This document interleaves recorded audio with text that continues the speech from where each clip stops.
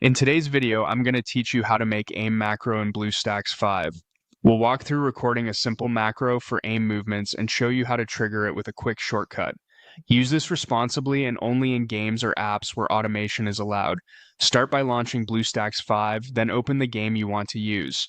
It helps to load into a safe practice area or training range so you can record clean movements without interruptions. Next, open the Macro Manager.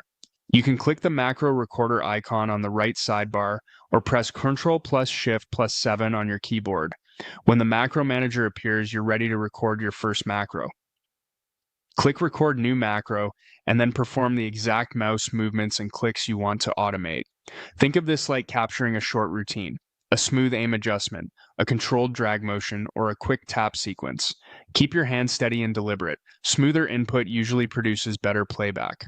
When you're done, click Stop to finish recording. Now save your macro. Give it a clear, memorable name so you can find it later, for example, Aim Practice, and click Save. With it saved, assign a shortcut so you can run it instantly. In the Macro Manager, click the Settings gear next to your macro. Choose a shortcut key such as F2 or a mouse button and save your changes. Pick something you won't press accidentally during normal play. To run the macro, return to your game and press the shortcut you assigned.